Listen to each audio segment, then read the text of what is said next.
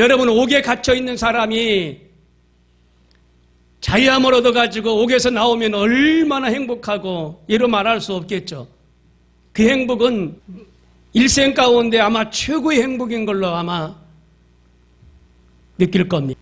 하나님께서 우리 인간을 만들 때 노예로 만들지 않으셨어요. 하나님은 하나님의 형상대로 사람을 지으셨어요. 그래서 땅을 정복하고 그리고 땅을 다스리라 말씀하셨어요. 그러므로 인간은 지상에서 주권자고 다스리는 자고 통치자고 그렇습니다.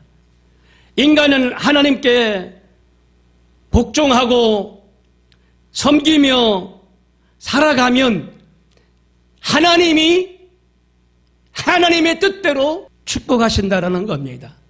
그래서 오늘 족쇄가 풀리고 옥에 갇힌 자가 나오고 하는 그런 자유, 해방, 그런 은혜가 넘쳐나는 귀한 시간 되기를 바랍니다. 세 가지로 말씀을 드리는데요. 첫째로 뭐냐면 그리스도께서 자유를 주셨다라는 겁니다.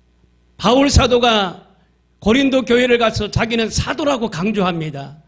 나는 사도라고 강조하는데, 사도는 아포스톨로스라는 헬라어인데 이게 그리스도인들의 이익을 위해서 그 이익을 옹호하는 사명을 가진 사람들, 그러니까 외국에 파견돼 가지고 나가는 사람들을 원정대라고 말하는데 그런 사람들을 사도라라고 불렀어요.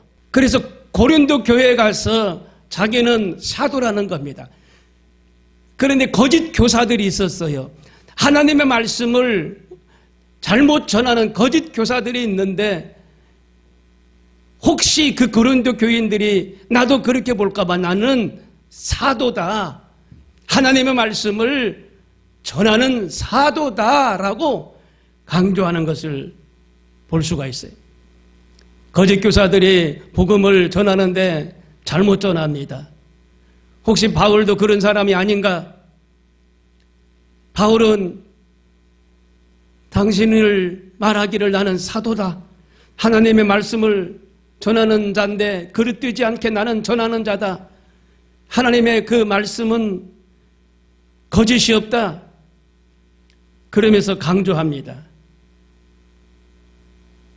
다메섹 도상에서 하나님의 음성을 듣고 그는 하나님의 말씀을 전하는 사도로 쓰임받는 것을 알 수가 있습니다.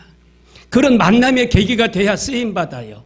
만남의 그런 계기가 없으면 미지근하고 사명을 잃어버릴 수 있다는 겁니다. 예수님께서 자유를 주셨는데 질병에서 자유를 주시고 고통과 죽음과 이 절망에서 자유함을 주셨다라고 말합니다. 처음 아담 안에서 죽었으나 마지막 두 번째 아담인 예수 안에서 우리는 살아났다라고 말합니다. 우리는 예수님이 대신 죄를 짊어지시고 심판대에 올라가셔서 이제 심판을 받으셨는데, 예수님의 그 심판대에서 심판을 받음으로 우리가 지었던 모든 죄와 허물이 사함받고 자유함을 얻게 되었다라고 말하는 겁니다. 우리 죄를 대신해서 심판을 받으신 그 예수님, 심판대에서 붉은 피를 흘리신 그 예수님, 그 예수님을 바라보고 믿고 나가면 구원을 선물로 주시는 겁니다. 에베소서 2장 1절에 그는 허물과 죄로 죽었던 너희를 살리셨도다라고 말합니다.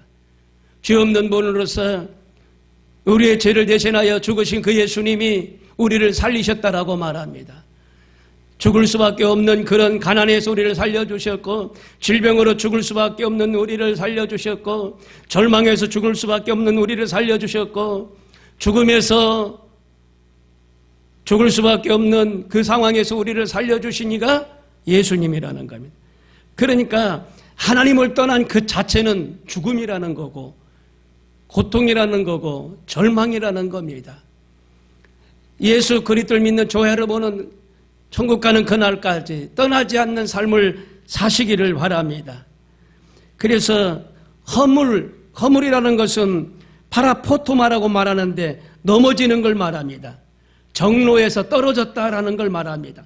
부주의로 인하여 진리에서 떠난 삶을 말합니다. 하나님을 멀리 떠나는 게 허물이에요. 이 허물은 하나님을 믿다가 떠나는 상황을 말합니다. 그러지 않기를 바랍니다. 여기에서 보면은 허물이 생기면 죄를 지켜야 되는데 죄는 하나님을 떠난 걸 말해요. 물론 죄는 헬라어로 하말테라고 말하지만 관역을 벗어났다라는 그런 의미를 가지고 있습니다. 하나님께 멀리 떠난 삶을 말합니다. 그랬을지라도 하나님을 의지하면, 예수 그리스도를 나의 구주를 의지하면 그 허물에서도 너를 건지시겠다라고 말씀하십니다. 하나님은요, 우리가 배신하지 않으면 우리를 모른다고 하시는 분이 아니세요. 우리 인간이 배신하니까 하나님도 침묵하고 계시는 거지, 우리가 하나님을 믿고 끝까지 부인하지 않고 나가게 되면 하나님 우리를 놓지 않으세요. 끝까지 붙들어 주시는 이가 하나님이세요. 로마서 3장 23절에 보니까 모든 사람이 죄를 범하였음에 하나님의 영광에 이르지 못한다라고 말하고 있어요. 그리스도 예수 안에 있는 속량으로 말미암아 하나님의 은혜로 값없이 의롭다 하심을 얻은 자 되었느니라. 모든 사람이 죄를 범하였다는 것을 지금 말씀해 주고 있어요. 그래서 하나님의 영광이 들어가지 못한다. 그렇기 때문에 이 죄를 해결받아야만이 들어갈 수가 있어요. 이걸 해결받아야 들어갈 수가 있어요.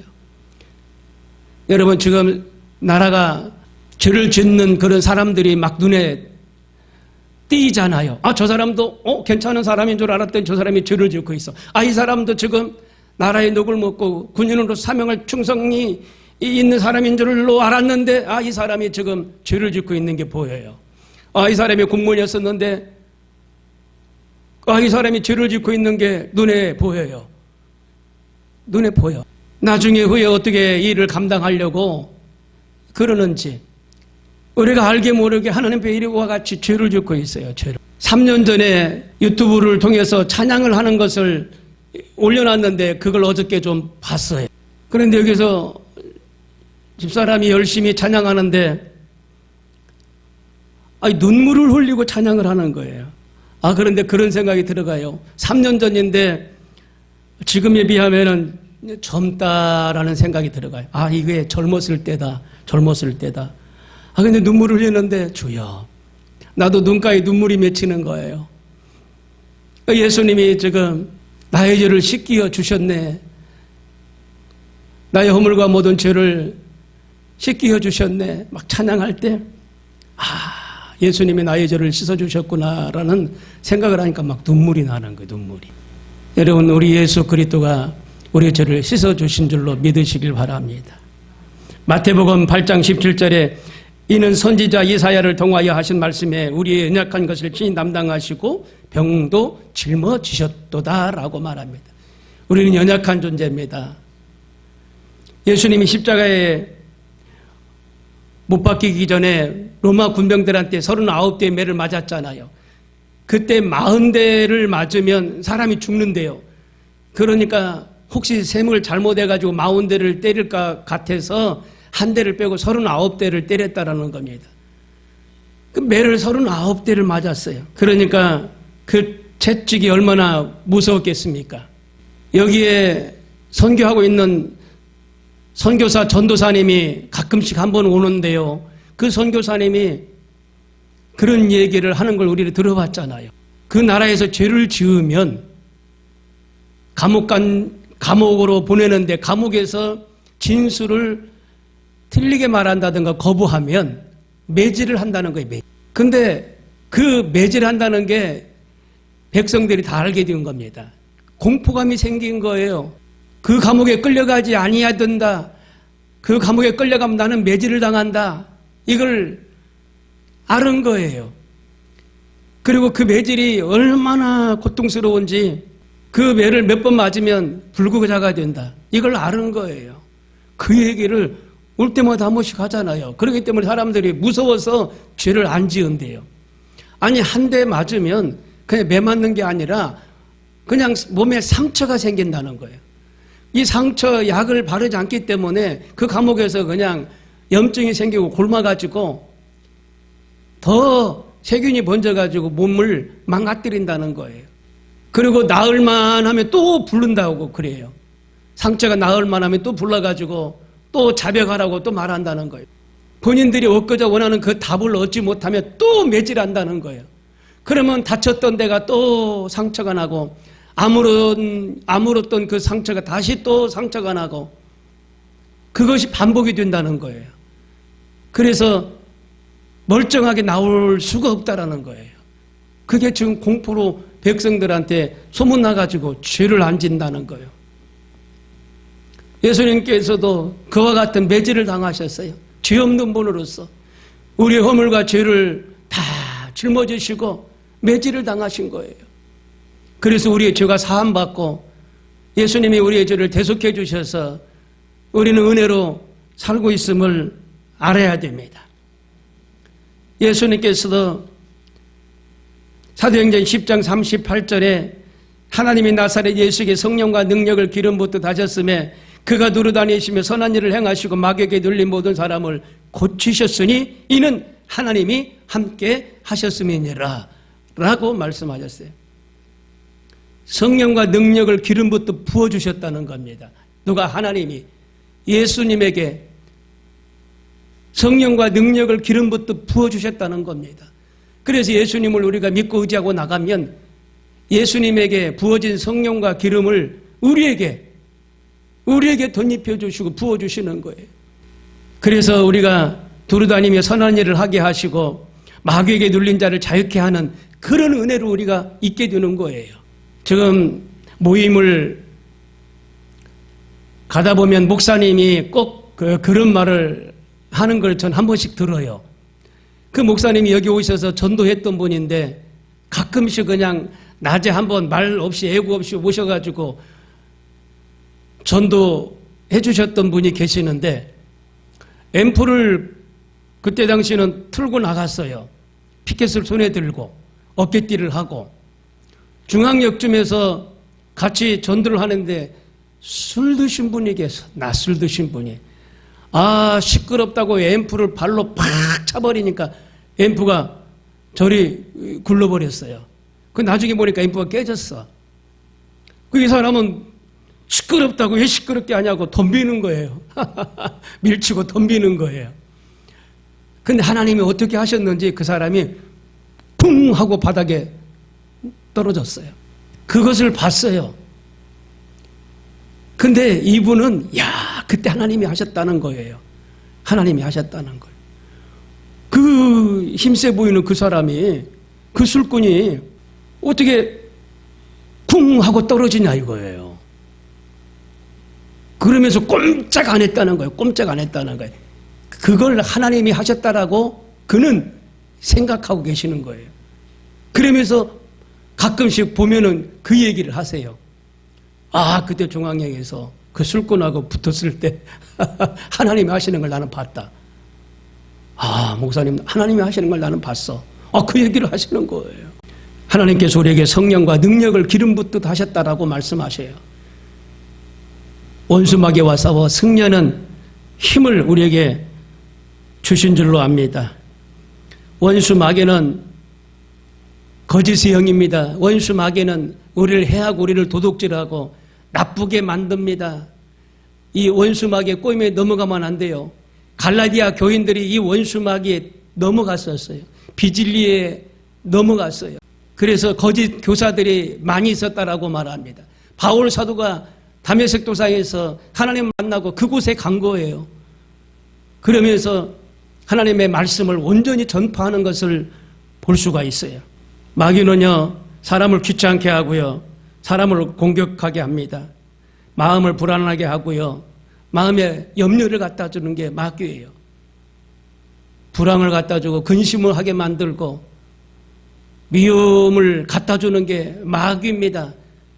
그런데 성령과 기름 부음을 받은 저와 여러분이 예수 이름으로 명하시면 이 원수 마귀가 떠나가게 되는 줄로 믿습니다.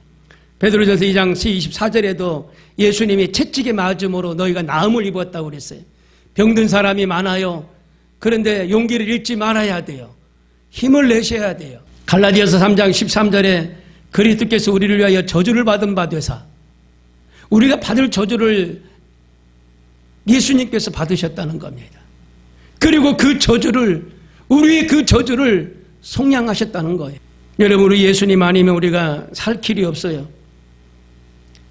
예수님이 우리를 살려주셨어요.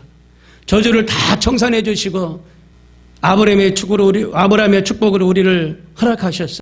요한계시록 1장 18절에도 살아있는 자라 내가 전에 죽었노라 볼저다 이제 세세토록 살아있어 사망과 음부의 열쇠를 가졌노라.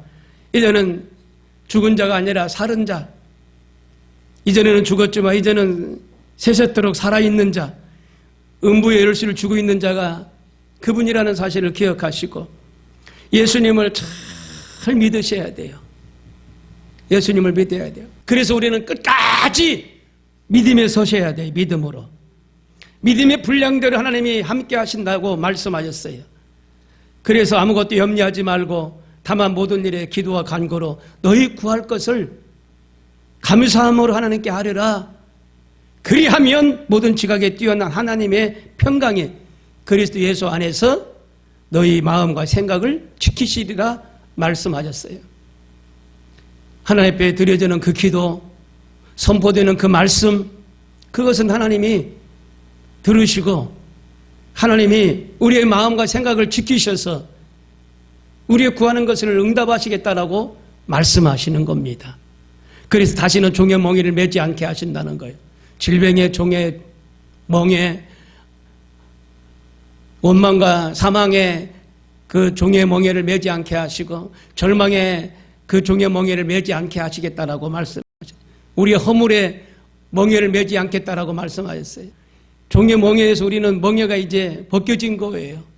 이 종의 멍에를 우리는 벗은 자들입니다. 다 같이 기도하겠습니다.